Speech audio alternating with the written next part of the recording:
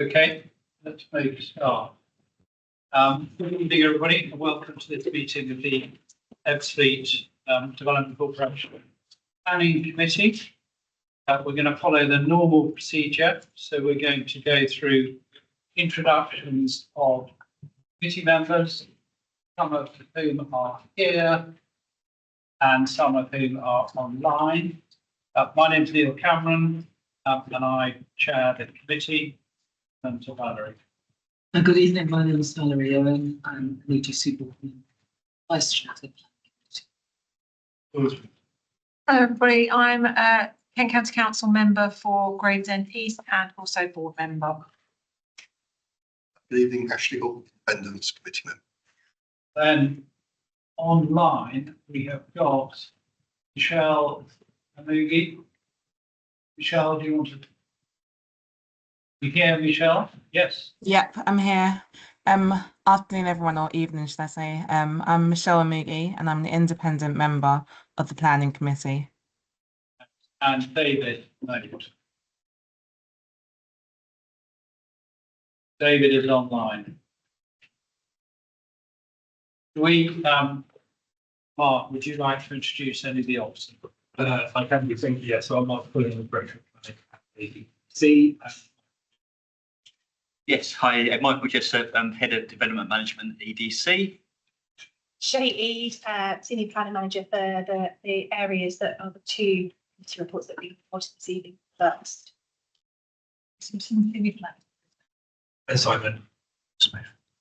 Simon Harrison, Head of Design and Sustainability at EDC. Thank you. And just to remind everybody, the meeting will be recorded and the recording will be posted on the EDC website. Chair, sorry, I was having trouble with my video, my cameras and my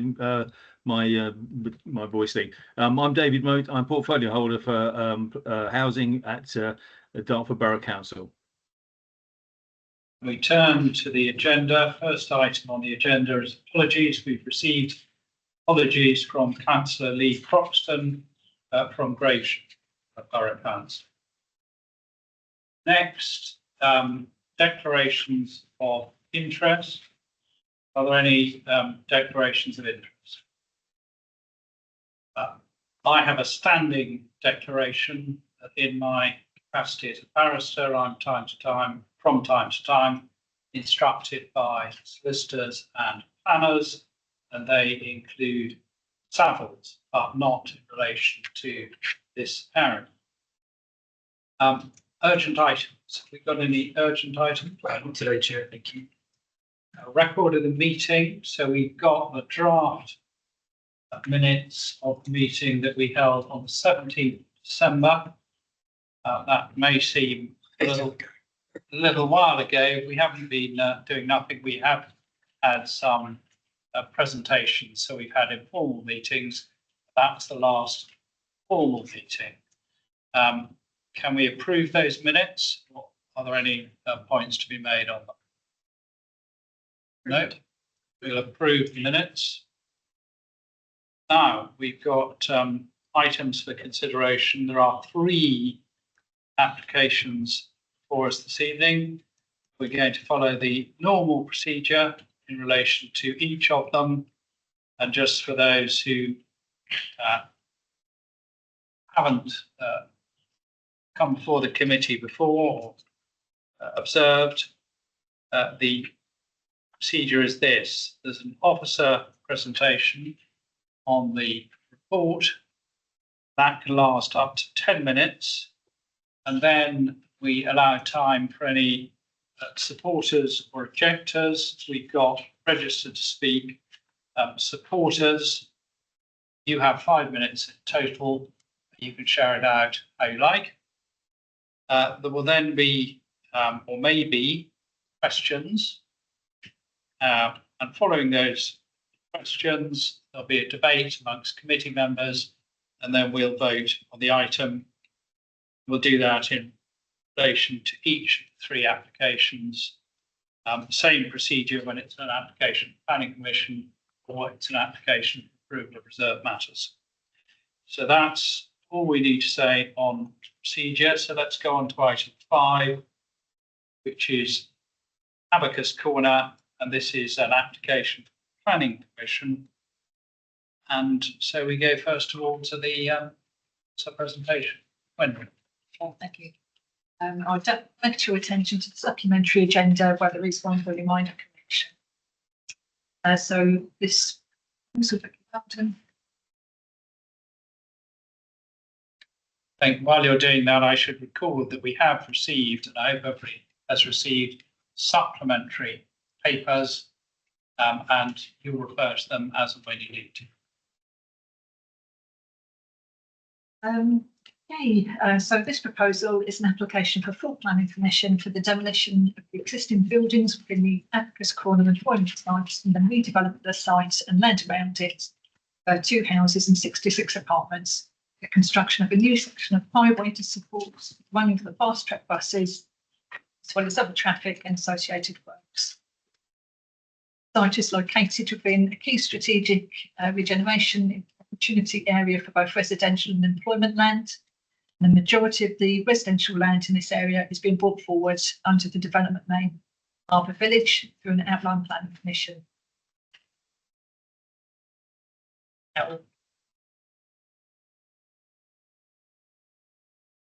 On the right-hand side of this slide, the master plan for the outline planning permission shows there.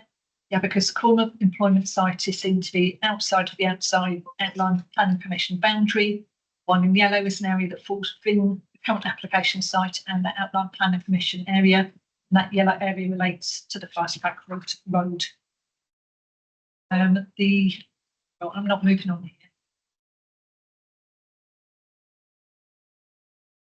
I'm going to go from the beginning. Thank you. The yellow highlights in the drawing on the left simply shows the extent of the current application site that falls outside of the Abacus Corner employment site. The applicant proposes that the development will form an extension to Harbour Village development, and on the right shows the relationship of the residential phases of the site to the residential phases of Harbour Village. The only residential phase of Harbour Village still remains to be granted detailed permission. It's phase 3B. And that's also the reserved matters application for that is also on tonight's agenda. For context, this slide shows the existing land levels between the completed development platform for the Harbour Village land to the north of Abacus Corner, and the land level difference between the two sites is approximately up to 2.5 metres. This photograph shows the application site in relation to the surroundings. To the west is seen the W.E. Roberts factory site, which is an unregulated industrial use. At the edge of the picture can be seen the part of the Robbins Wharf, which is a safeguarded wharf, and the minerals and waste plan. Then the other end of the wharf of the river is an arrow to the Wharf 42, which is also a safeguarded wharf.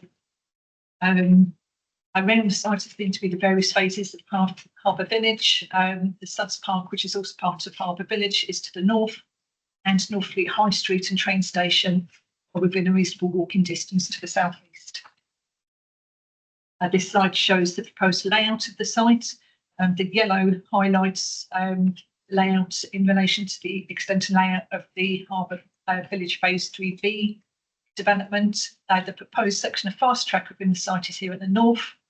The two blue highlighted units of the houses fronting College Road.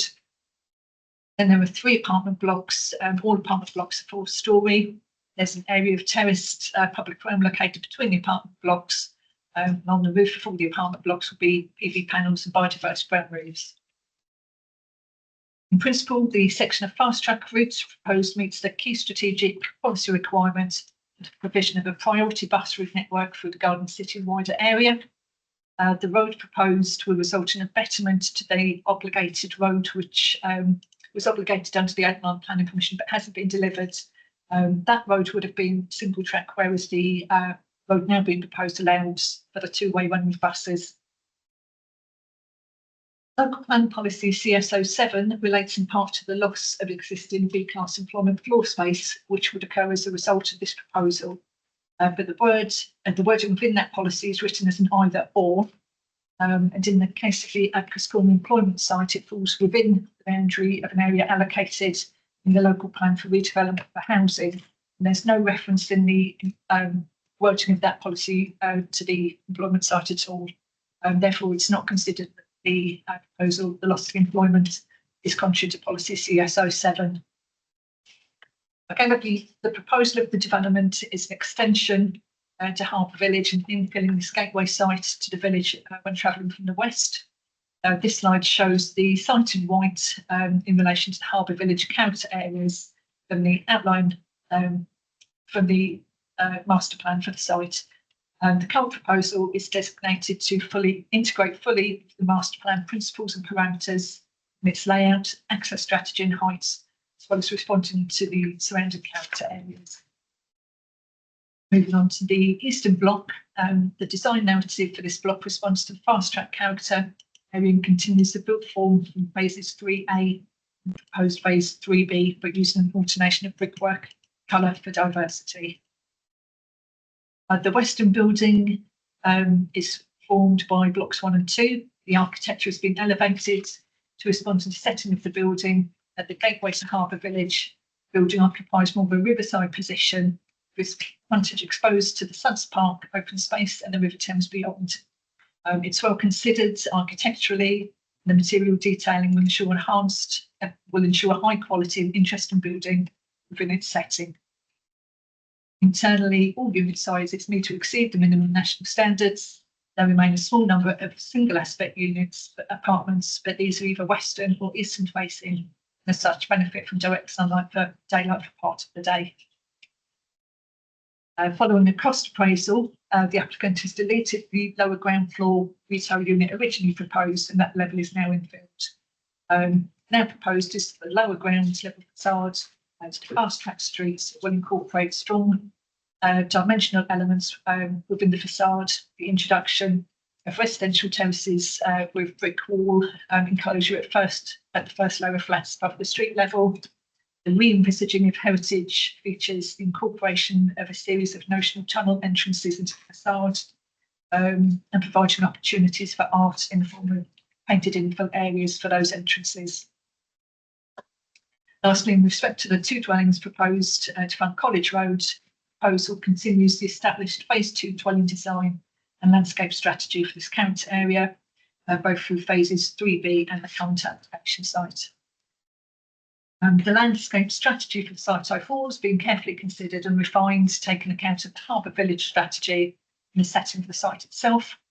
Ecology enhancement measures are integrated into the buildings, and the site and the overall BNG biodiversity gain network for the site is significantly more than the required 10%. The public realm terrace between the apartment blocks will be to the significant benefit of future residents, providing a shared space for pedestrians and cyclists with access down to the fast track level to the Riverside Park and the paths, as well as providing an opportunity for informal gathering and leisure in the area and enjoying expensive river views. The proposal includes the provision of 20 affordable houses in the discount market sales tenure. The proposal does not provide any affordable rented units and such is not fully policy compliant with local plan policy, but the applicant has supported their submission with a viability assessment. With respect to living conditions, a number of planning conditions would secure and control various aspects, including contamination and flood risk. The units themselves, unit sizes need to exceed national size standards, outdoor spaces also need to exceed minimum guidance standards sizes.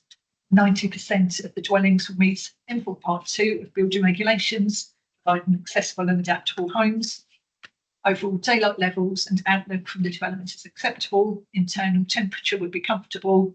Potential light glare from the W.E. Roberts site would need to be mitigated. Noise from industrial and highway sources will be mitigated through a package of the combined use of high-performing double glazing and mechanical ventilation heat recovery systems, subject to compliance with mitigation measures related to noise. It's not considered the grant of planning permission would engage the agent of change principle. The car access to the site is through phase B development, with conditions requiring these routes to be delivered should this phase be built out, or should this development be built out first.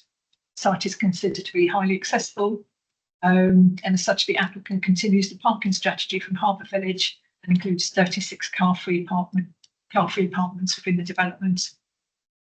This slide summarises the Section 106 contributions and the obligations that would meet the NPPF tests. While the applicant's financial viability assessment concluded it was not viable for the development to support a policy compliant level or mix of affordable housing or any other Section 106 contributions, the applicant has agreed to the items summarised here, as detailed in the heads of terms table appended to the committee report. 2 slides. Overall, the proposal performs well against the Building for Healthy Life topics, achieving 9 greens and 3 ambers, which demonstrates that it's meeting EDC's aspirations for Northfleet Riverside as a high-quality residential development.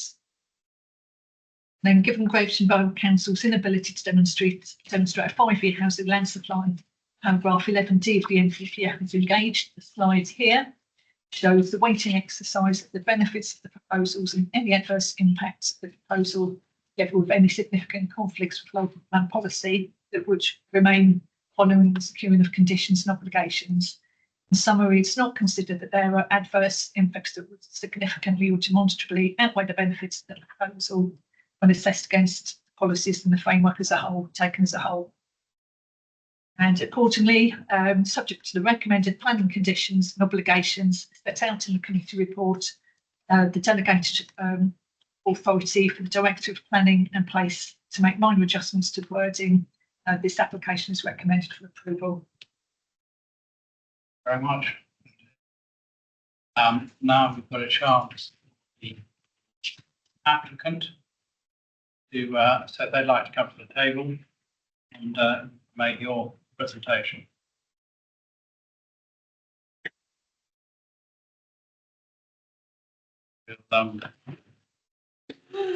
Stick to the 5 minutes. Well, thank you. Good afternoon. I'm Gregory Evans from Savills, Bellway's planning agent. Bellway and its team are really excited that the 2 planning applications, the final pieces in the jigsaw, so to speak, forming Harbour Village, are being considered before committee today. The first scheme, a full planning application at the site known as Abacus Corner, forms a fully integrated extension to the Harbour Village master plan and will deliver 68 new homes at a sustainable location adjacent to the fast track corridor. Bellway has worked closely with the receptive officers at EDC, as well as KCC, Gravesham and other bodies to develop the scheme into the high quality one presented before you, which has a strong officer report recommending approval. The site has some challenging constraints, which have been used as opportunities to inform its design. Changes in level and providing habitable rooms 8 metres above ordnance datum has provided an opportunity for additional landscaping and trees along the frontage with the fast track road. It has also supported the introduction of historic arched features to be integrated into the corner building's design and allow for public art to be installed at street level with motifs of historical industrial businesses which once operated in the area to be printed within the arches. Robbins Creek lettering features prominently across the top of the corner building, overlooking the existing creek, which provides a nod to the site's unique and valued location. The change in levels have been employed to create a terraced public realm with a flowing series of ramps, echoing the movement of materials through the historic cement making process, which once happened at the site. There's planters in the step levels to support biodiversity, and the terraced ramps also allow for integrated seating where people can stop and enjoy views across the Thames. 20 of the homes will be discount market sales apartments. These homes will be sold at a discount of at least 20% below market value, and this discount will be applied every time a discount market sales home is sold in the future to a new eligible buyer. The applicant's financial viability appraisal, independently reviewed by EDC's consultant, concludes that DMS affordable housing is the only affordable tenure that can be supported at this site to deliver a viable development. Your officers agree that the affordable housing provision is acceptable and supported by local and national policy. The scheme has performed very well in the Building for Healthy Life assessment. 90% of the homes will be M42 compliant. Air source heat pumps, solar panels and brand roofs are included. These will reduce carbon emissions. The new planting scheme will ensure that development significantly exceeds the 10% BNG increase required and will be delivered at the site. Significantly, the Abacus Corner section of the fast track route provided within this application will allow for two-way running of buses. This is key to unlocking the delivery of a fast, efficient and usable bus service. Thank you, officers at EDC, for working cooperatively and constructively with Bellway and its team to arrive at this high calibre sustainable scheme.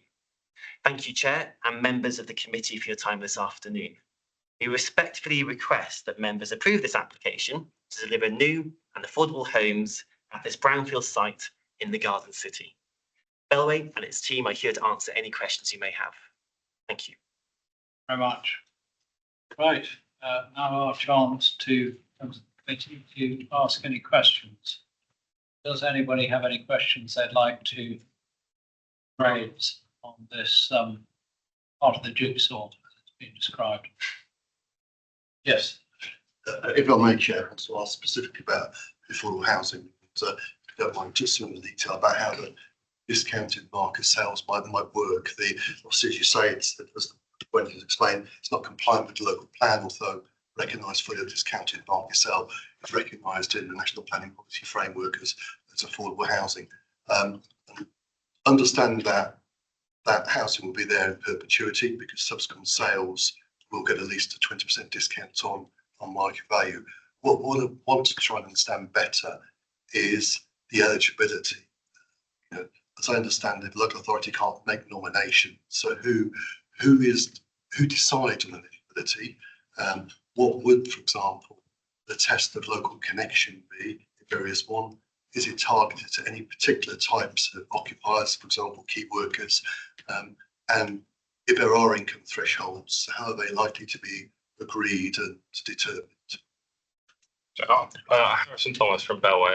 I'll field that question. I think the local connection, I think, is defined in the heads of terms which we've set with EDC Immigration as having lived in the local area for 6 of the last 12 months or 3 years of the past 5, are permanently employed in the local area, or have a family connection with a person who has lived in the area for a period of 5 years. The local area is defined as the Ebbsfleet Development Corporation area or Gravesham Borough Council area. At the moment, there's nothing specifying key workers or anything like that. It's more about local need, local people. And the eligibility, will determine that? Is it done in consultation with Gravesham Council? I think that's how the draft legal agreement is drafted, but the details of that I think still need to be bottomed out. That's usually how it happens. It's in consultation with Gravesham or the Housing Authority. Thank you.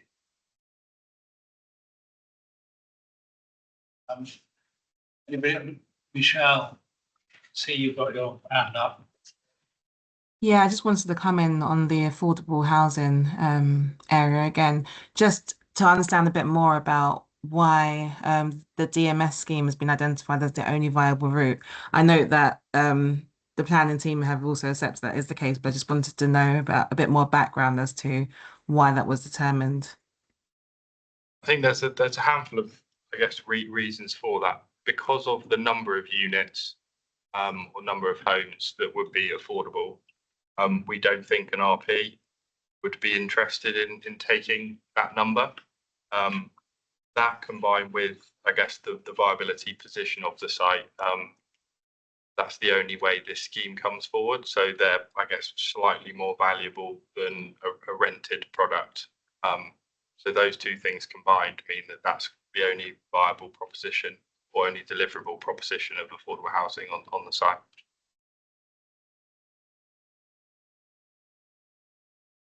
Okay, thank you. Anybody else? Any questions, Valerie?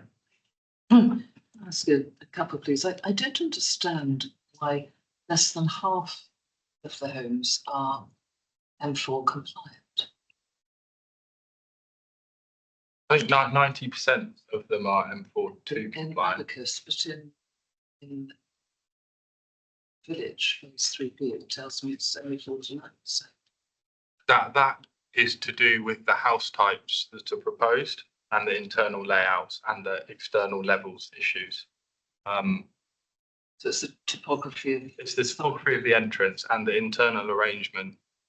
We have proposed house types and housing products on phase 3B and the 2 houses on Abacus that we know are selling well on earlier phases. So it's more an internal layout and configuration point as well. That can be done to improve. Sorry, Chair, there'll be a presentation on phase 3B. Okay, so As part of this, so perhaps we can just go back to that. okay, well, thank you. I agree, 90% here. Thank you very much. Anybody else got any questions they'd like to ask? There'll be a chance for discussion later. Michelle, you've got another question. Just one more on the retail unit. So you mentioned that the retail unit will no longer be where it was originally planned to be. Are there plans for a retail unit to be placed elsewhere on the development? Yeah, that's my question. The short answer is no. There's a community centre already consented within phase 3A in the building immediately to the north. But there are no other plans for any retail. So does the community centre will it have a retail unit within it? Not a retail unit as such, and I guess the exact use of the community space hasn't yet been defined, but no retail within the wider Harbour Village site or on the Abacus Corner site. And would you say has kind of, I guess, research been done into whether that is sufficient, whether there are retail units within access within a reasonable distance for the residents? The application was supported by a retail impact or retail assessment, which looked at where the existing retail units are, and there's a number in the Hive, a number, I guess, further down the High Street as well. So we think that's an acceptable, I guess, location and proximity. Thank you.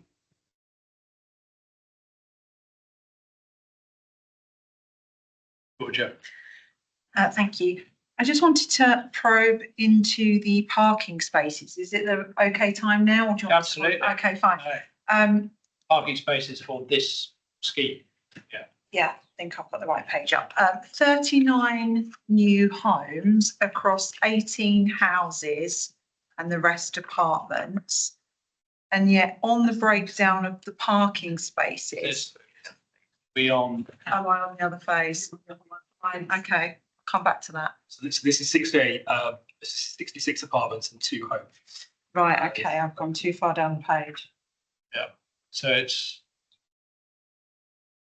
66 and the 2 are those blue dots. They look onto College Road, and that's when the road, that reflects the topography. So, yes.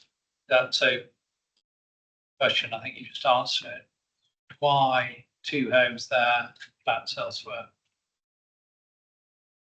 Is that solely topography or trying to meet a market demand, or why? I think it's stepping down College Road is to do with topography, and then I think where flats versus houses have been located follows the wider master plan design principles, having kind of strong frontage onto the bus road. And does the master plan covers Abacus Corner? It doesn't specifically, but What's envisaged? But it's a continuation of the master plan, if you like. The master plan supports 4-storey buildings fronting onto the fast track route, and this extension to the master plan as we go further west continues that 4-storey frontage onto the fast track route. So that's why the flats have been proposed at that location. And as you come around the corner, as Harrison said, there's steps down from College Road where there's existing homes or 3 stories as they terrace down.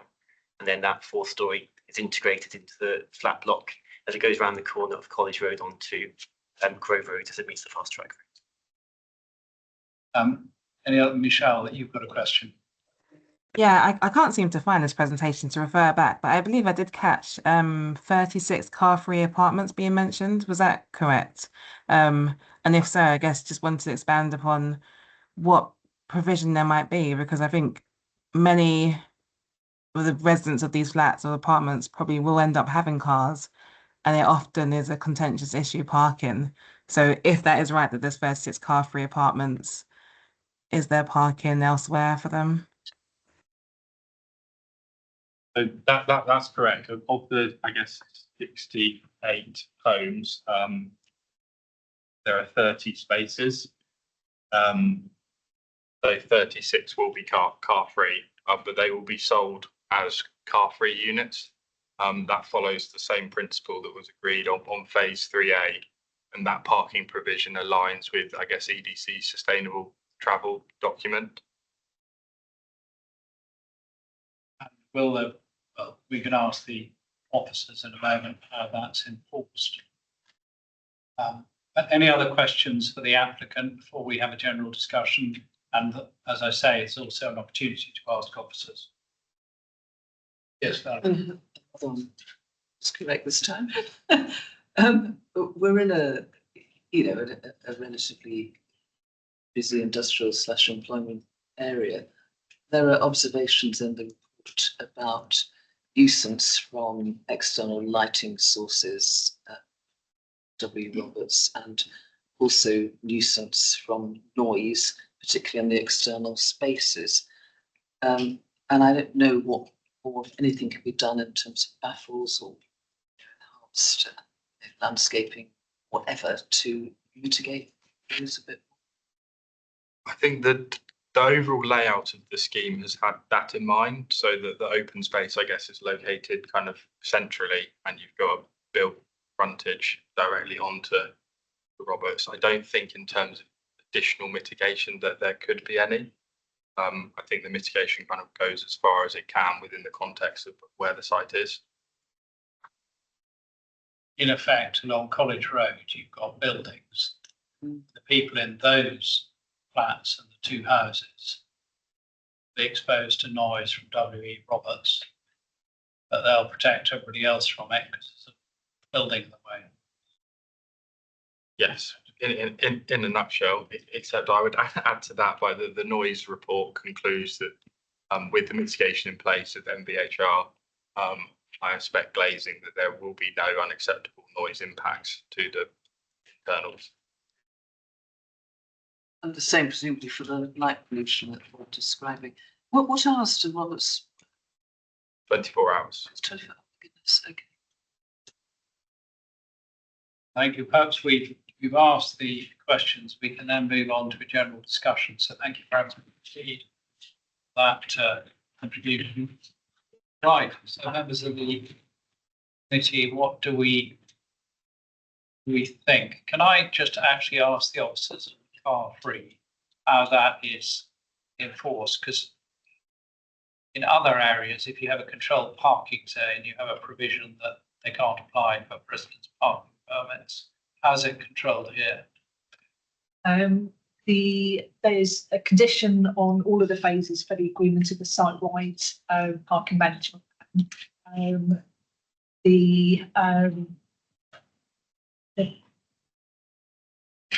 There's a couple of obligations as well that come into play with the control and enforcement of parking. So first of all, there is a CPZ obligation being paid on the Abacus Corner development and the phase 3A, whichever comes forward first. So that's within 3/4 of a mile of the site to put CPZ. And as you say, there need to be that will be enforced by GBC, and there's normally a case that the GBC parking don't issue permits, or it would be a case, isn't it, in a private allocation space, they wouldn't be issuing as part of the management plan, they wouldn't be issuing permit spaces to those without in the car free units.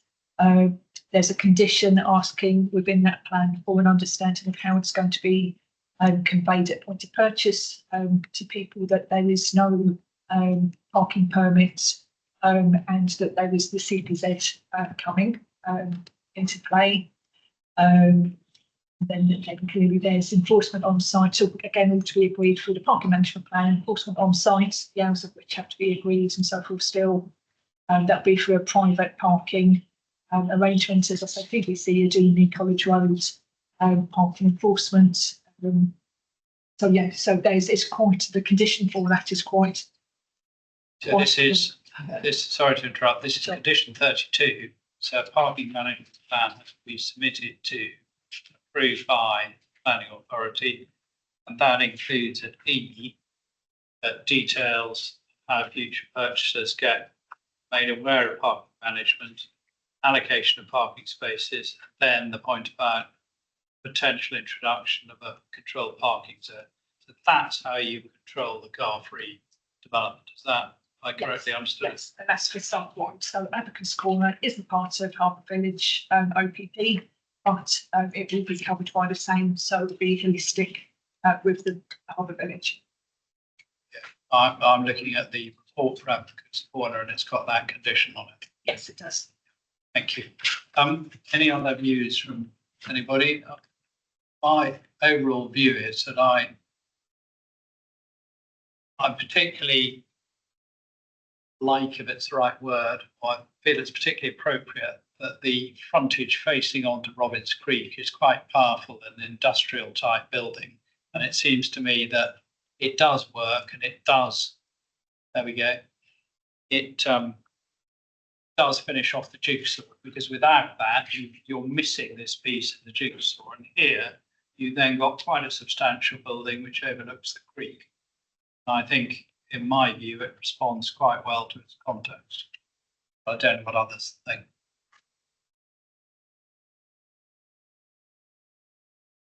I like the architecture, I must admit. It's a really attractive scheme. You know, it copes well also with the changes in level described at the beginning. Just the quarrying, enjoy the zigzag access between two key developments. And to my mind, the materials will be important because the quality of that brickwork will make quite a difference to how the scheme is perceived. Any views from anybody else before we move on to make a decision?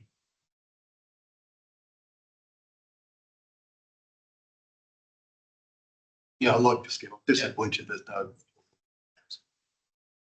except that on viability grounds, which should be tested by advice and serve, which is the best outcome. So it's been showing just not I think I agree, and if it hadn't been tested, I wouldn't have been happy, but it's been tested. So are we happy to move to a vote on that? Are there any other contributions? Shall we move to a decision? We have a recommendation before us.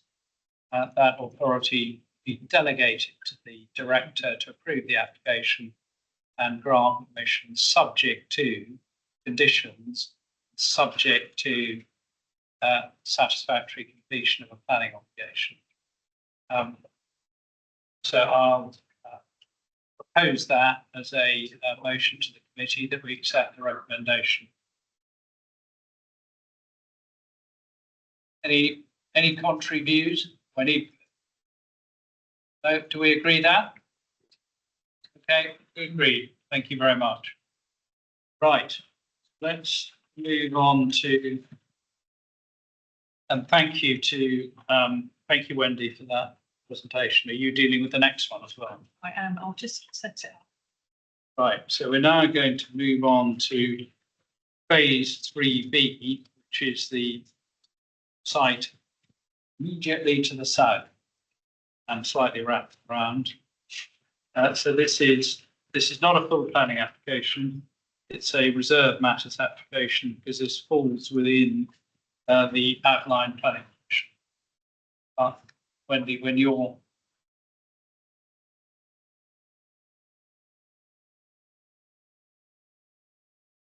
ready, yeah, the weather is making its appearance now. There's blue sky over there, so It's good to have a bit of rain actually in some way.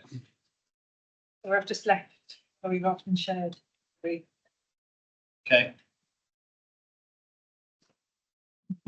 Just give you one. So, Can I quickly check the title of this presentation and whether we have a copy of it, just so that I refer to the same one as you go along? I'm not sure because we've got the applicant presentation and we had that for the last scheme. I'm not sure we have the presentation, the officer presentation. So I think we're going to have to follow it on the screen. I have.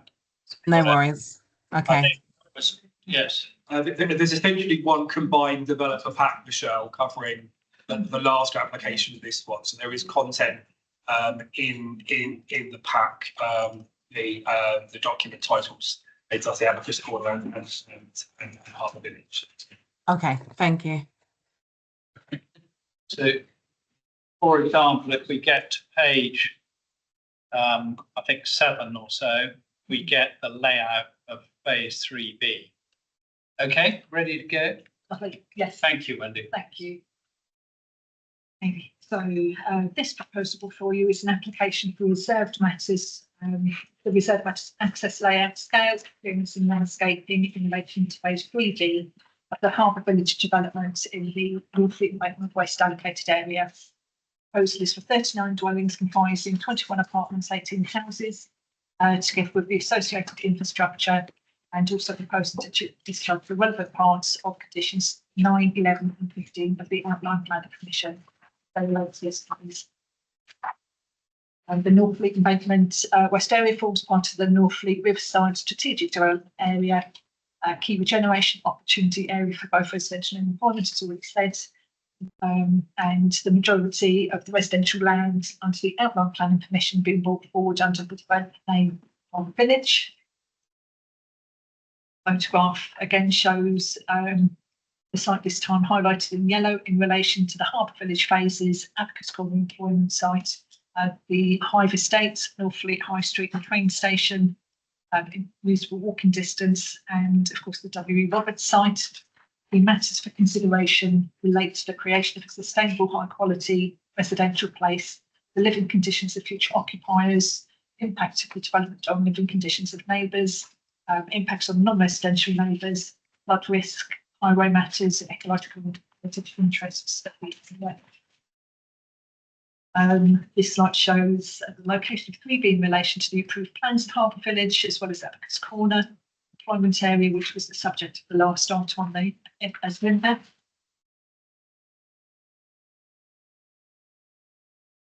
This site shows the proposed layout with one block of 21 apartments. That block forms part of what will appear as a single building, together with the eastern block of the Abacus Corner Full Planning Permission.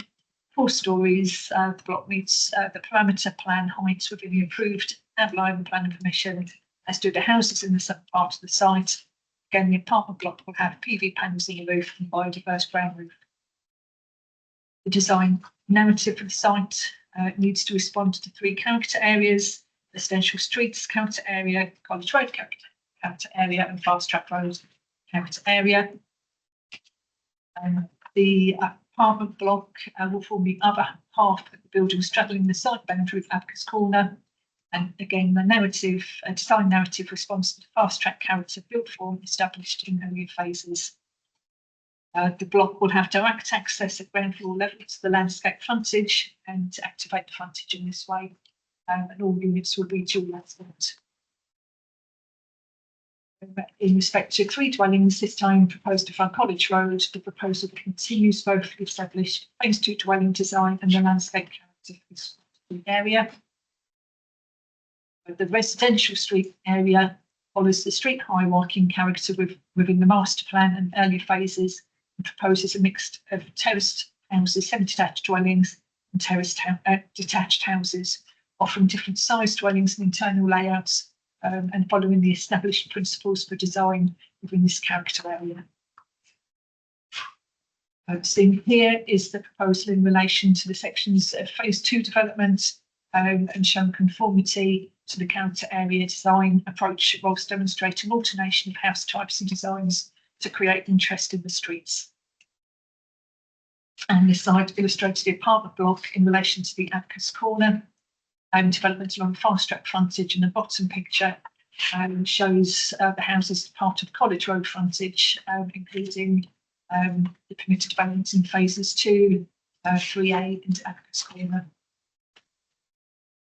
In respect to living conditions, a number of planning conditions would secure control various detailed aspects to ensure good quality of living conditions provided. Unit sizes need to exceed national standards. Outdoor spaces also need to exceed minimum guidance sizes.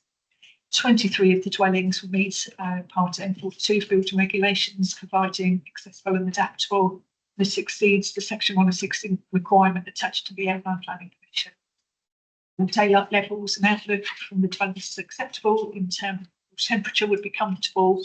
Noise from industrial and highway sources will be mitigated to exactly the combined use of conforming double glazing, mechanical ventilation, heat recovery systems, and subject to compliance with mitigation measures related to noise. It's not considered that the grant of planning permission would engage the agent of change principle. All affordable housing will be provided in the apartment block, and the development will provide 2 units of affordable rented tenure and 7 in the shared ownership.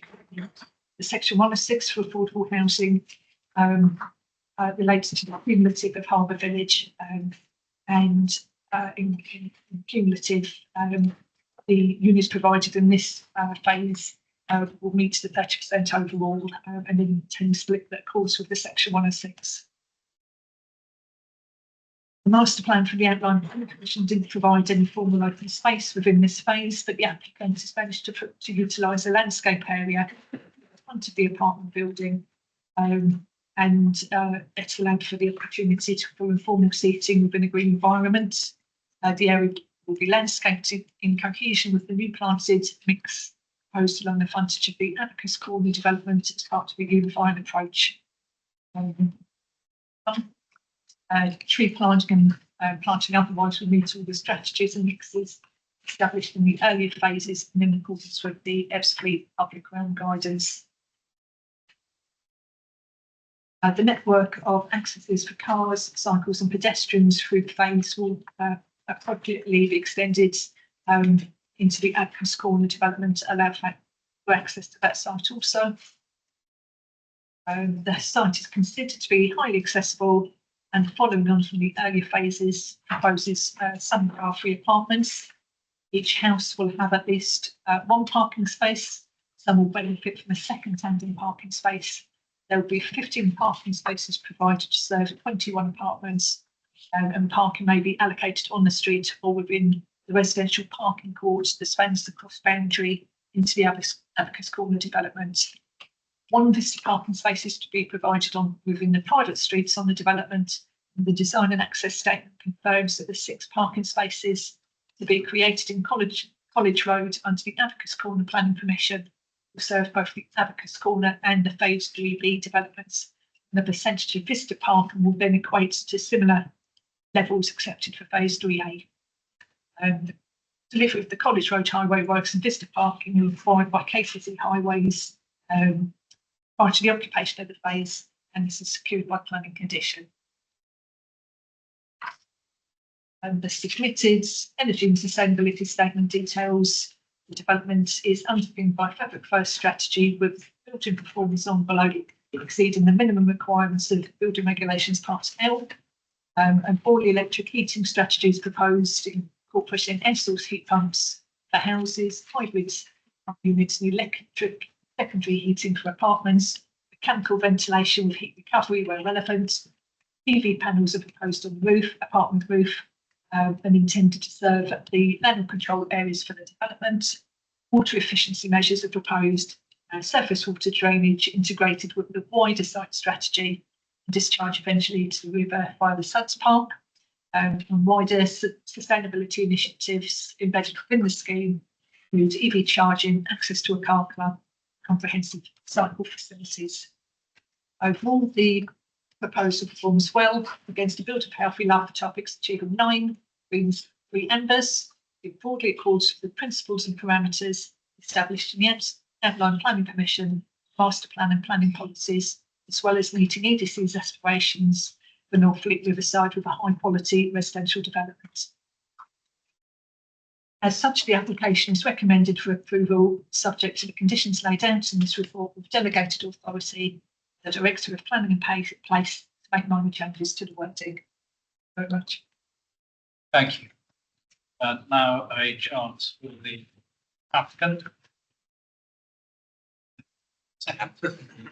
Moving chairs.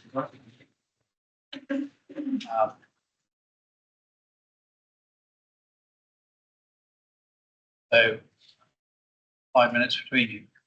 Thank you. Good evening again. As before, I and Bellway remain excited that this second application, the very final piece in the Harbour Village jigsaw, is before you for consideration. We welcome the positive and very detailed committee report and the presentation provided by your officers. Not to confuse this application with Abacus Corner, this Reserve Matters application forms phase 3B of the Harbour Village development and will deliver 39 new homes. 18 homes will be 3-bedroom houses and 21 will be 1 and 2 bedroom apartments. The Harbour Village vision has been prescribed in the approved residential master plan, and this application follows the design and layout principles that it sets. The proposed development performs well against the Building for Healthy Life assessment. 9 homes are affordable homes according with the Outline Planning Permission Section 106 agreement. Bellway and its team are pleased that this final phase of the Harbour Village scheme at Northfleet is finally before members for consideration. Harbour Village and Abacus Corner, which has recently been approved, combined together deliver over 630 new homes, of which 189 are new affordable homes. All at a brownfield site identified for regeneration for many years and far over 10 years ago. Bellway is proud of the legacy and the new community being created. Therefore, we once again thank EDC officers for taking the time to work with us tirelessly to arrive at this positive position. Thank you, Chair and committee members, for your time this afternoon. Bellway and its team are here to answer any questions you may have. Thank you. Right. Questions now. While other people are considering questions, can I just ask one which would apply equally to Abacus Corner, but I'm asking in relation to this side. It fronts onto fast track. What's the progress on fast track and providing the benefits? Because some of the approach taken to car parking and the like is based on an assumption that people will have access to fast track. So progress on that? There is some. We're making, I think, good progress. So Grove Road finally got planning permission at the back end of last year, and we're discussing, I guess, with EDC about the delivery of that piece of the road. So that is to the west of Abacus and 3B. Bus Road West, the piece immediately in front of, I guess, 3B, excluding the Abacus Corner section, has planning permission. And I think some works have started on site. There's a haul road in place there, so that's starting to come out of the ground. And then the eastern section, there's a live planning application which is being discussed with Tarmac and the owner of the land, and that should be in a position to be resubmitted within the next couple of months. Planning permission, one thing, actually implementing it is another. Yes, so I guess the outline planning permission has various delivery triggers. Bus Road East, it has the last delivery trigger of 500 occupations, and I can say confidently I think it will be delivered ahead of that. Thank you. Questions from others? So just continue the same theme really. I mean, it is really dependent, isn't it, on fast track, but also on the provision of additional spaces in College Road. And I'm not quite sure how all of this is resolved, to be honest. There's a great sort of discussion in the report around using visitor spaces potentially for 6 hours, but actually we think that could be abused and so on.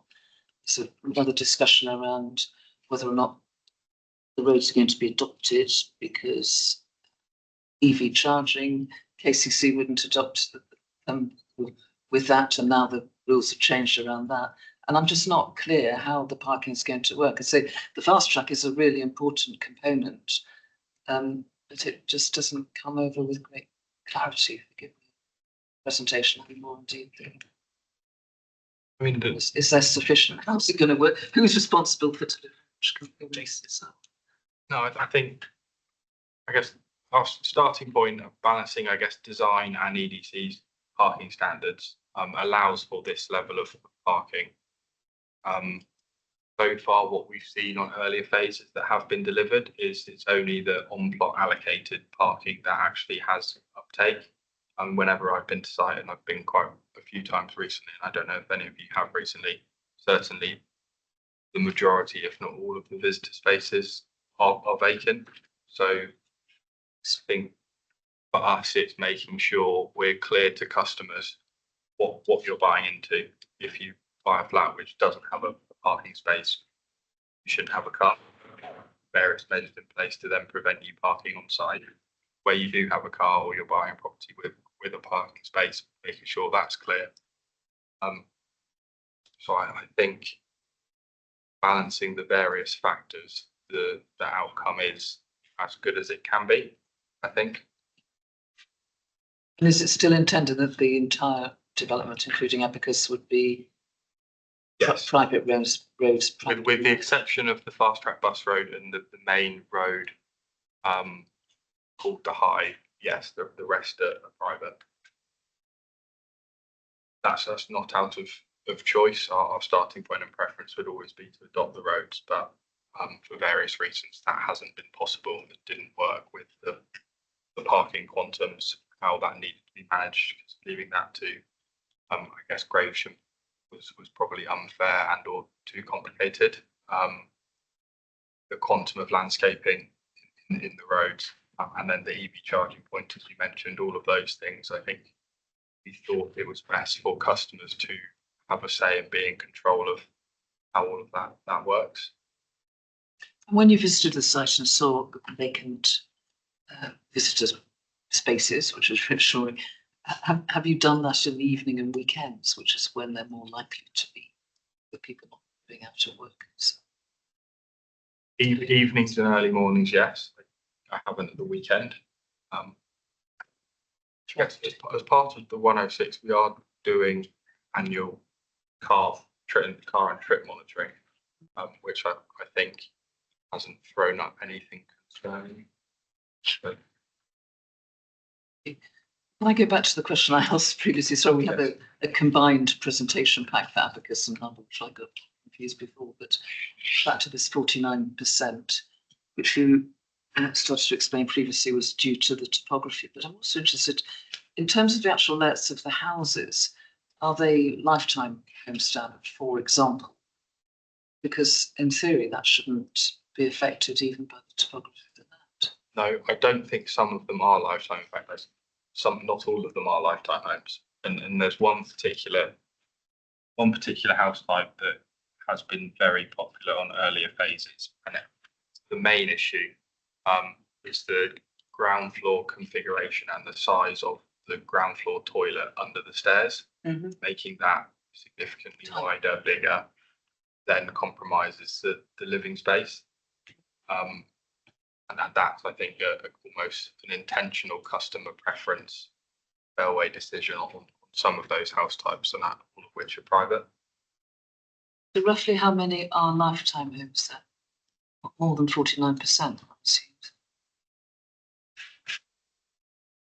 I wouldn't want to answer that. I'm not sure. My guess would be all of the ones which aren't M42 that also wouldn't be lifetime homes.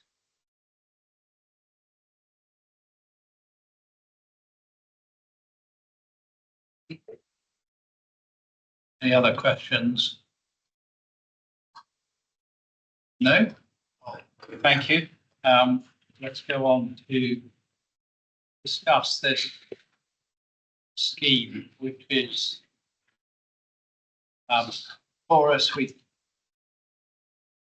consider it independently of Abacus Corner, but we can take account of the other parts of the jigsaw and that it's part of the outline planning commission. Anybody got any views on this? I don't. Valerie, and then we'll go to Apology. Well, it's on the same theme. The report talks about a Section 106 agreement, which would also help address these accessibility and lifetime home types issues. What does that cover? Is that The Section 106 for the Outline Planning Commission, I think, only required something like 80 units to be for Part 2. So the 23 units that we provided in this, it's just purely because of the age of the commission. That's what would be achieved under other phases. So these are in addition to what is required under the Outline Planning Commission. 206. That's helpful to know. Thank you very much. Michelle. Yeah, it's not to make anything to say anything new. It's just to add my kind of support behind the concerns that Valerie has raised around the parking. I think it is a challenge that will only increase as more people move in and as people's families and lifestyles change. It's one thing perhaps to commit willingly to getting a car-free apartment when you're very keen to buy a property. But if you have a child or, circumstances change, then the demand for parking changes accordingly. And it is a challenge. In Ebbsfleet Green, it's a challenge. In Cable Wolf, it's a challenge. In Castle Hill, it's a challenge. And I do wonder if almost the thresholds as to what is required and what is deemed acceptable needs to be reviewed, because it may be within policy. The amount this parcel is better at least than the previous parcel, but I think parking will become a challenge as time progresses on this site. David. Yeah, sorry. Parking is always a perennial issue with these sort of things. I'm also, one of the other perennial issues is that less and less roads seem to be adopted by county. Obviously, county may not be around in a couple of years' time anyway. But the trouble is that all these roads that aren't adopted by county are then having to be maintained by the people who live there via their management fees. And I'm never very comfortable with that. It just seems to be a bit difficult. I do appreciate what was said, but it still doesn't sit easy with me, I'm afraid. Yes. Sorry, were you about to say actually? No. Can I just ask something of the officers on the building for healthy life standard? We got an amber on memorable character.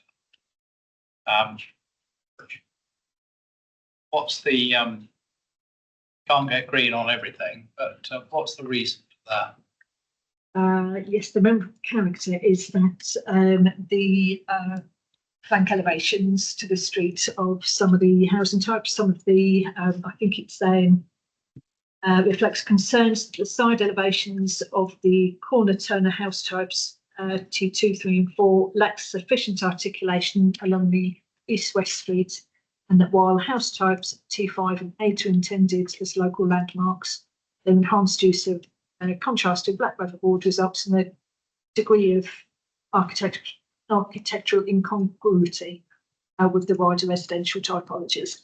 So on those 2 points, the elevation treatment for the corner turners.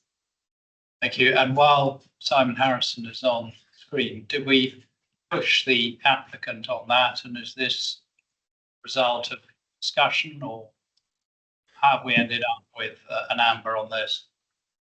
Yes, Chair. We flagged these points over the last few months, but they haven't been resolved. So therefore, we were unable to award a green, and that's why they've only achieved an amber on memorable character. Do we push on these issues to try and get it up to green? I mean, that's the case for all 3 ambers. There are outstanding issues that haven't been addressed yet. So I think you could apply the same rationale and logic to all 3 areas. It's a case of, yeah, I mean, obviously my preference would be to push towards meeting our requirements, but that's where we are at the moment. Thank you. So any other points from anybody? It would be helpful to hear from the planning officer more about another amber was to green and blue infrastructure, because what comes over quite clearly is sustainability is embedded throughout the scheme. So I wanted to just understand the detail of why that was happening. Is it just a physical constraint that hard landscaping is only possible in those areas? So the green blue, that relates to, we have a run of 5, I think that's actually wrong. I think that tree has been eliminated and there's a run of 5 car parking spaces along here. And where we have spoken with the applicants with regard to this, it's that balance of the trees against the number of car parking spaces. So that was in their configuration, that was the problem they thought they could get to with the trees in the other car parks, but along there we do have the 5. And the other area is this area here in front of these some of these stores, and this is mostly hard surface, and it would be great if we could get some more soft planting in there. These are points that have been raised, but that is where it's landed. When you say it would be great if we could get more, do we think it's feasible? Because if we thought it was feasible, we could impose a condition requiring those details to be submitted. Or have we come to the conclusion it's not feasible to us? I mean, we thought it was feasible, which was why it was raised. Yes. Sorry, I just think it would just be worthwhile maybe if I just go on a few points that have been raised. Just in terms of the parking in the road adoption point, if I could just circle back to that quickly. I think that it'd be worthwhile just sort of committee members reflecting on that this is a phase. Obviously, this is the final phase within the wider project. I absolutely accept the fundamental points around wanting to have as many roads adopted as possible. Yeah, I would love that myself, but obviously there have been decisions made in earlier phases, and therefore I think it is logical for the same approach to be taken in this phase. In terms of parking, we obviously had a reasonable conversation around parking where we were looking at Applicant's Corner. It does comply with the current SB guidance, and it complies with the outline permission. Absolutely happy at a future meeting to be having a session to reflect on our sustainable travel strategy. Just taking your point, Michelle, just so that we can maybe just go through that, just in case there's sort of any sort of lessons to learn from that. So yeah, happy to reflect on that. But as things stand with this particular application, if that does comply with those 2 points. And on the Building for Healthy Life, I would obviously love every single scheme to be 12 greens, but obviously there is a planning balance to be had. We obviously and to a degree require developers to be meeting Building for Healthy Life. That's a really key direction of travel from our board, to be then meeting that assessment, and then meeting that is then no more than 3 ambers and no red. So the scheme does meet that, but obviously the assessment includes an amber by identifying the areas where it isn't a green, and the applicants are always made aware of those areas where we feel that can be done. But obviously, as I say, on the planning balance, it does meet Building for Healthy Life, and that's the basis which is moved. I think we understand that the tension between, if you had whole row of trees, you wouldn't get any parking spaces. That would have detrimental effects. There's a balance between the two. Right, any other contributions? No, we've got a recommendation in front of us that authority be delegated to Mark, the director, to approve and issue reserve matters approval subject to conditions.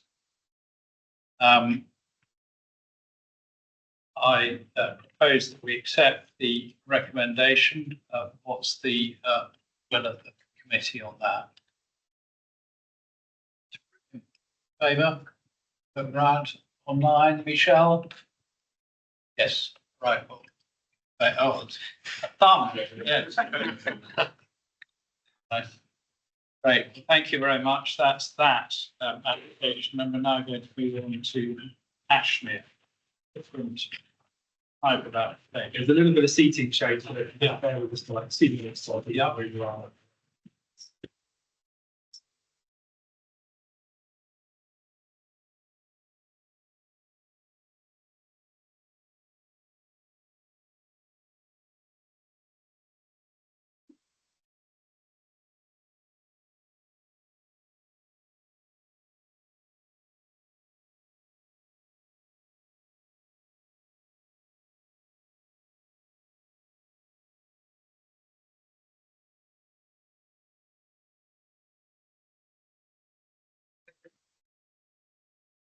I think, Mark, while this is all going on, if we could take up Michelle's suggestion and if we could have a some page in the future for a report to the committee on the approaches to parking, I think we have, but it wouldn't have to be a detailed report on the current parking standards and the basis.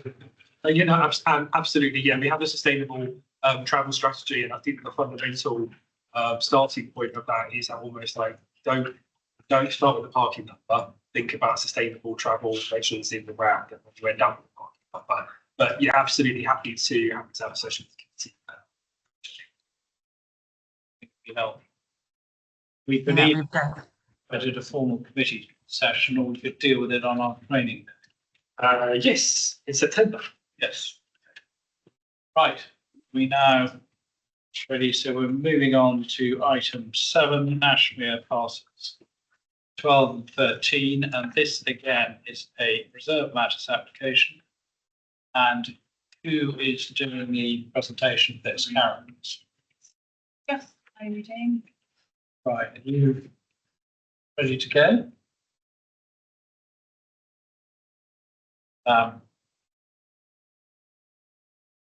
This is the one where I think we had a pre-application presentation to the committee earlier. Yes. So we're familiar with the scheme and we've been able to.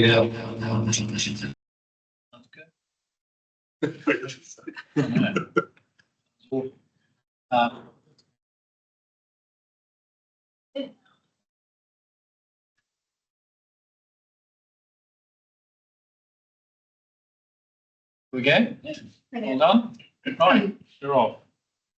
Right, before I start the main presentation, I need to draw the committee's attention to the supplementary information that was published earlier today. This contained updates in respect of the consultation response from KCC Highways, moving their holding objection. This has resulted in 2 additional planning conditions being recommended and 1 condition being reworded. And the removal of the KCC Highways holding objection also had the effect of removing the first part of my offer recommendation to the committee tonight, which is now just that authority be delegated to the Director of Planning and Place to approve the application, subject to the imposition of the recommended conditions, including those within the supplementary agenda, with delegated authority to make minor changes to the wording. Onto the main presentation. I can confirm that the proposals before you tonight are made by Dandara Homes and seek permission for all reserve matters for all 143 dwellings comprising 41 and 2 bedroom apartments and 103 2, 3 and 4 bedroom dwellings. And it's made pursuant to conditions 2, 25 and 28 of the Eastern Quarry Outline Commission. The application site is located within Eastern Quarry, also known as Whitecliff, which forms a strategic development site within the EDC area comprising 3 villages, including Ashmere. Master plan embeds principles of sustainability in creating walking neighbourhoods and fast-track bus corridor, which is now operational through the centre of the site, providing regular public transport connections to Ebbsfleet International Station and Blue Water centres of Gravesend and Dartford. Site is located in the east of Ashmere within a 5-minute walk to the planned local centre within this village and within a 5 to 8 minute walk to the Alcadon Market Centre, which contains the education campus due to open in September 2026 and Alcadon Community Hub expected to be operational in 2027. To the site location, the site is bounded by Fast Track to the north, with the site of new primary school and future residential development beyond. Major urban park is to the east, the neighbourhood green, Ashmere Primary Street and Southern Junction, and future residential developments to the south. The landscape green lung to the immediate west site with future residential development beyond, including the earlier countryside Clarion phases 1 to 4 of Ashmere, shown in the aerial photograph for context.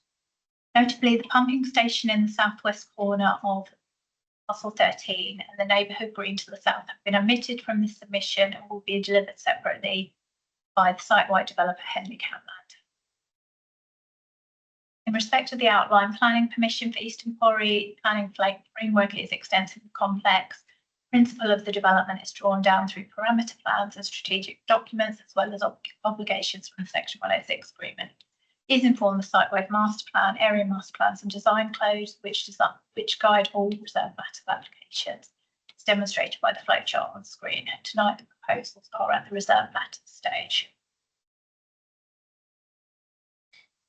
In terms of access and layout, the proposal complies well with the layout and street typologies identified in the area master plan and design code for Ashmere. The layout prioritises connectivity, legibility and pedestrian experience through a permeable grid-style street network with direct connections to green spaces and the fast track corridor. Buildings are orientated to front key routes and open spaces with view corridors into these spaces. Primary vehicle access is from the southern primary street that runs east to west through Ashmere along the southernmost boundary of the site.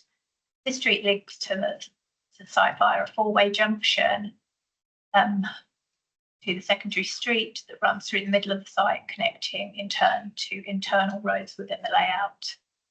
Tertiary streets run east-west, which provides vehicle connections through the site, with view streets that introduce shared services, prioritising pedestrians and cyclists, as well as links to the major urban park and neighbourhood green. The access and layout will allow the site to integrate well within the wider planned strategic highway network and is supported by both EDC and KCB highways officers.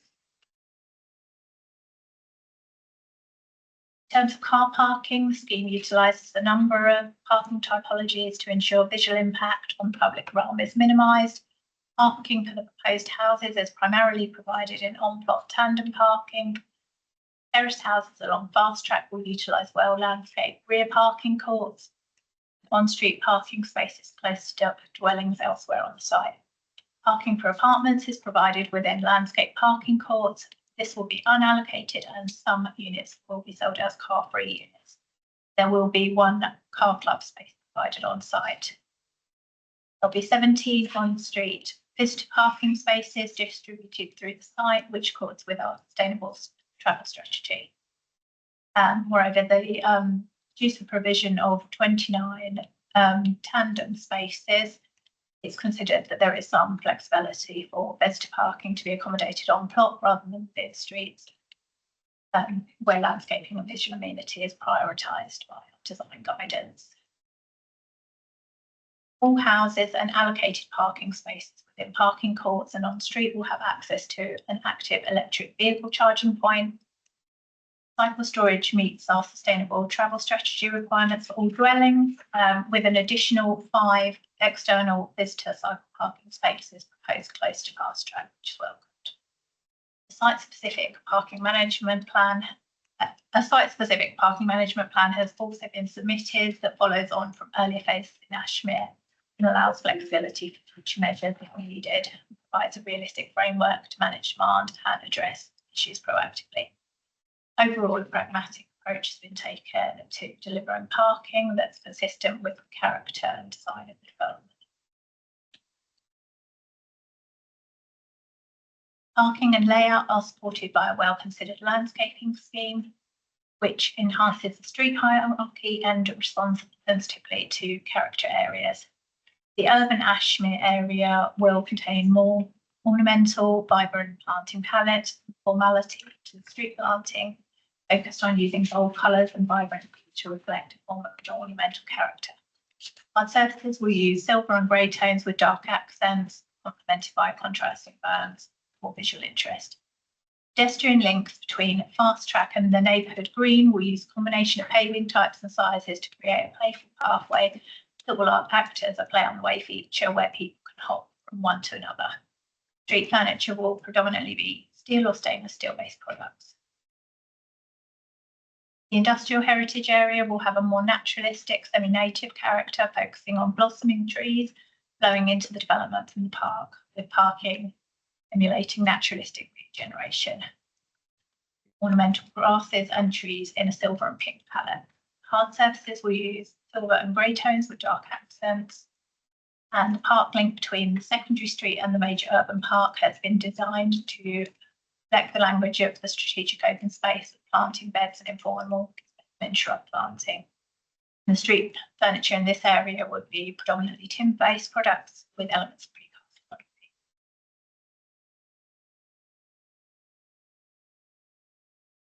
Design narrative sets out 3 distinct character areas across the site, following the principles set out in the AMP.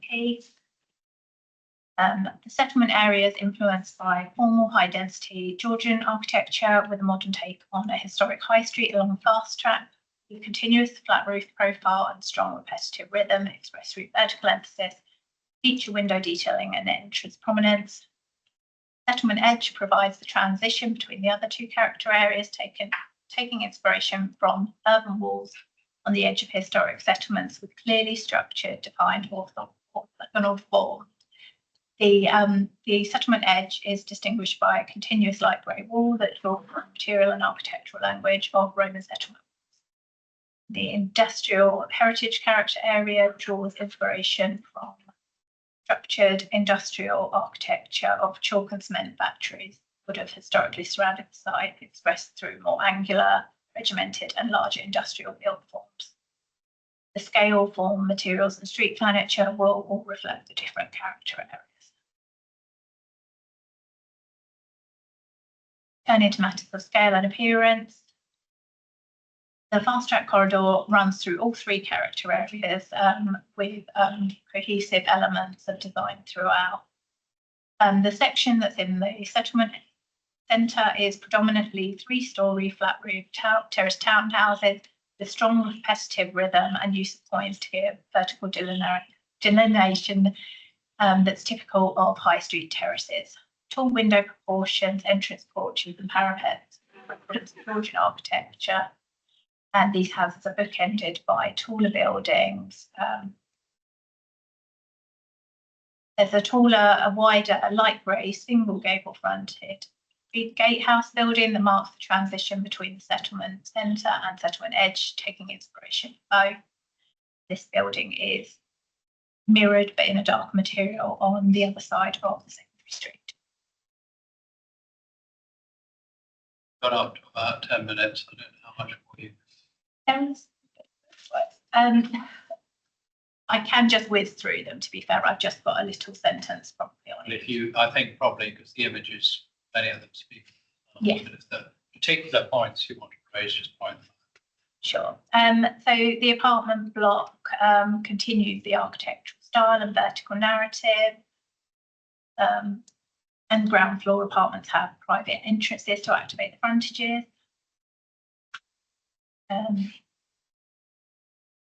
Tertiary streets again follow that Georgian architectural narrative.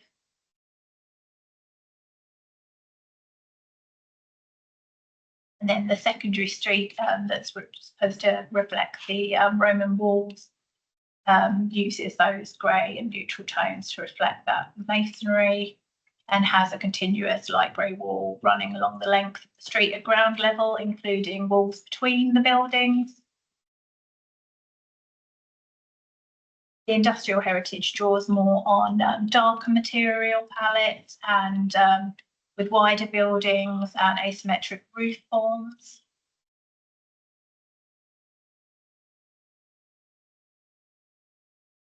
And then flat block 1 is the prominent key gateway building fronting Fast Track and the major urban park. Continues that narrative. Oh, and the balconies draw inspiration from cement hoppers. Major urban park edge is slightly different in width, base form, roof form, and banding details, with large windows to enhance the views out over the major urban park.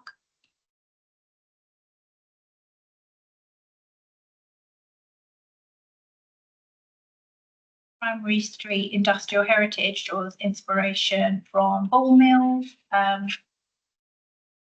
with projecting brickwork and textured aluminium cladding details to represent machinery. Block 2 is on corner plot, so both elevations that are fronting primary and secondary streets reference that individual character, and it steps down onto the secondary street to reflect the reduced height in that location.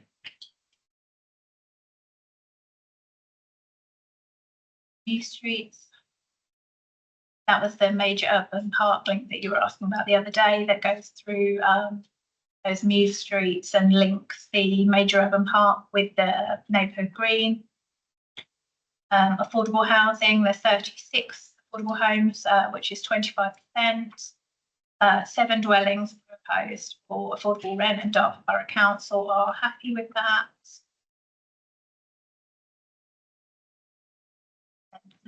Sustainability overall is mixed.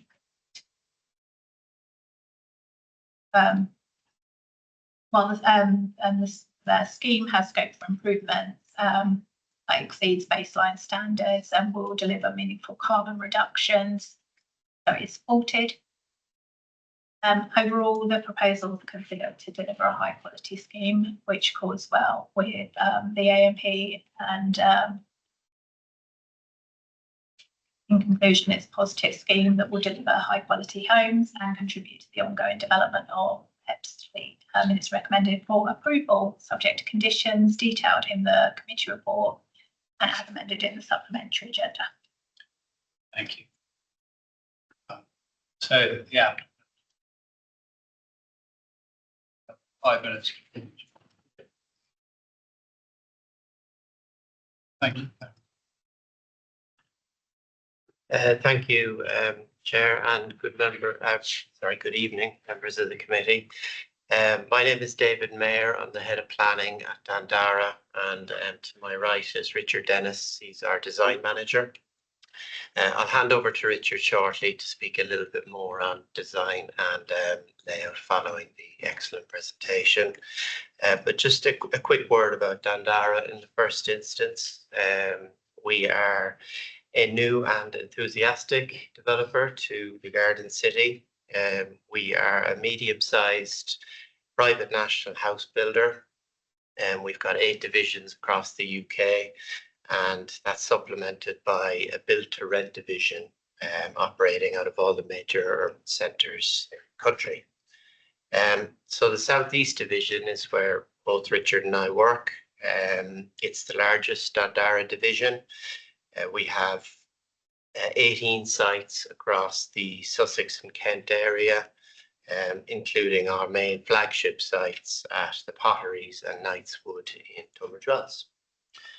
So about the project itself, we embarked upon working on this about 13 or 14 months ago, since which we've held a series of layout and design workshops with your officers, and 2 of which also involved KCC and highways officers.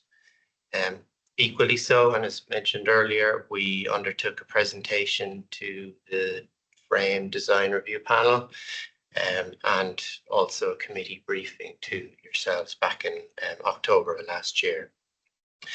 So this work has led to the application submission, which was submitted in January, and the submissions included robust assessments in respect of design, planning, drainage, engineering, lighting, sustainability, ecology, noise, overheating, daylight and sunlight, and community engagement.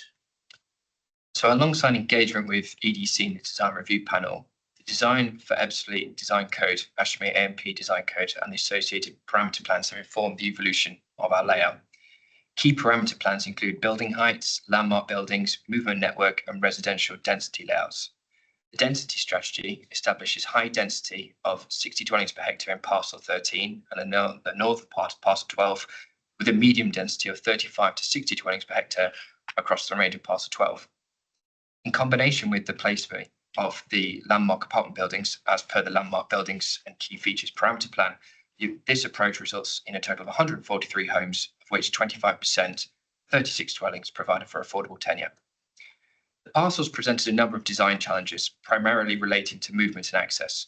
Restrictions on direct vehicular access from the fast track and primary street along the northern and southern boundaries, as well as within 20 metres of junctions with the north-south secondary street, significantly influenced our layout.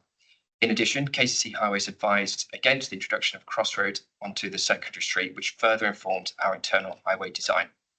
In contrast, the parcels offered significant opportunities through their adjacency to the major urban park, Green Lung and Neighbourhood Green. These assets provide strong visual amenity and informed our landscape-led approach, with our layout prioritising clear visual and pedestrian connections. Key east-west routes link the Green Lung and the Neighbourhood Green with the MEP, while north-south connections provide direct access to the fast track and the Neighbourhood Green. The development incorporates the design narrative of the major urban park through irregular carriageways and shared surface treatments, helping to integrate the proposals with the wider context. This approach is reinforced by a coordinated and hard and soft landscape palette that draws from the MEP, enhancing legibility and ensuring a cohesive design language. As mentioned by Karen, our parcels have the benefit of residing in 3 distinctive character areas, as informed by the Design for Ebbsfleet Design Code and Area Master Plan. These character areas are named the Settlement Centre, the Settlement Edge, which is a subsidiary of the Settlement Centre, and the Industrial Quarter.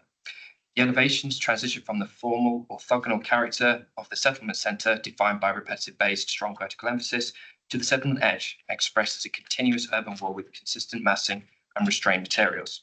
This gives way to the Industrial Quarter, where more irregular forms, asymmetrical roof lines, and robust detailing reflect the site's quarrying heritage, with specific reference to the cement works through the bucket hopper designs on the apartment balconies. Together, these elements create a cohesive and legible townscape rooted in both historic narrative and contemporary design. We're proud of our proposals and we look forward to seeing them realised. Thank you for your time. Right, opportunity for questions. 2 very distinct character areas affecting the master plan and so on. Questions from anybody? David, on mute at the moment. Thank you. Just a couple of questions. Dandara are building in Stone, which is very close to where I live here, and that I think is the build to rent. Is this going to be build to rent, or is this going to be normal commercial arrangements, i.e. selling them to people? Yeah, I mean, so there will be a portion that are the affordable houses will be handed over to a registered provider. The intention is that the remainder of the houses are contracted to a single family housing provider. So it somewhat akin to the Stone scheme you're referring to. Yeah. We are in discussions and in heads of terms with a particular provider. It's different to the packaged living provider, which is on our Stone scheme currently. So it's a slightly different tenure. That's really what I was getting at with the sort of tenures we're used to having down at Ebbsfleet. But thank you for your answer. Just a couple of quick ones. The other is mentioned that there are going to obviously be apartment buildings. Some of those apartment buildings are going to be sold without a parking space. How are you going to mitigate against people without a parking space who bring their car in and try and park it into somebody else's space?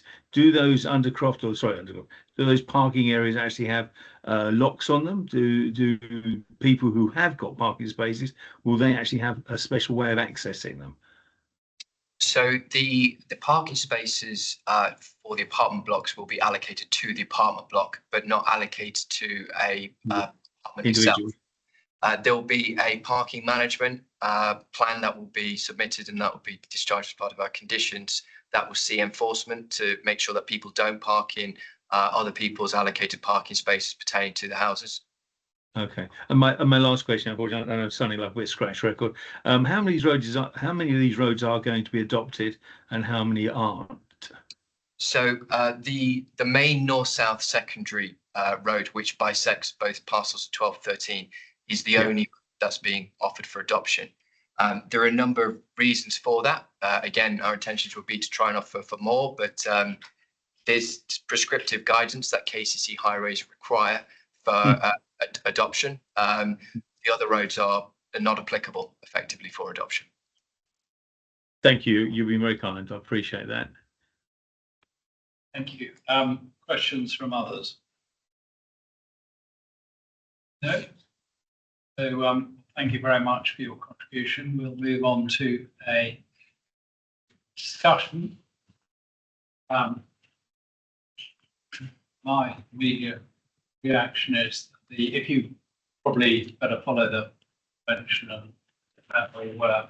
My immediate reaction is that the industrial character area I find quite interesting, particularly the relationship with the major urban park when you look through, because there are going to be glimpse views because not all the buildings are lined up. I find that quite an attractive layout. But views of others.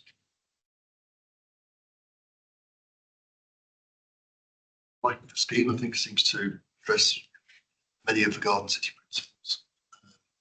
The scale and appearance and industrial elements of it, look like a good high quality design. It's pleasing on the affordable housing to see it truly pepper potted quite often. That's not the case. And I think in this type, it's important schemes are tenure blinds, not just in terms of what they look like from outside the buildings, but in terms of their spatial distribution across schemes. So I'm pleased to see that. Also pleased to see that the developer, the applicant and the planning officers haven't just a proportionate mix of house types. They've actually seemingly kind of spoken to Dartford Borough Council's housing service. And I think there's probably more 2 and 3 bedroom houses and 1 or 2 bedroom flats, if I understand that correctly. So it's good to see that not just the provision of housing, but what's going to be delivered there more closely reflects the local housing need of Dartford Council. And we've got some affordable rent, including one 3-bed house, 6 2-beds. Any other views from anybody? Similar themes before, really. We don't have any wheelchair accessible offers in the development. Relatively high. Full compliant, I think it's 92% or something like that. But again, there's only chance that that could be improved because it's technically not policy again, similar to the schemes we discussed.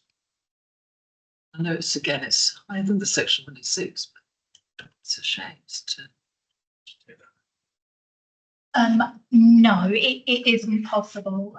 Just because you can't have there's stepped access to those dwellings that are not NV2 compliant. So that's like the box, and one of the blocks doesn't have a lift in it, so those units on the ground floor can't be M42 compliant. But all the ones that aren't M42 are. Can I just clarify the point about wheelchair accessible? So obviously this is a reserve rights application. There isn't any requirement across the whole of Eastern.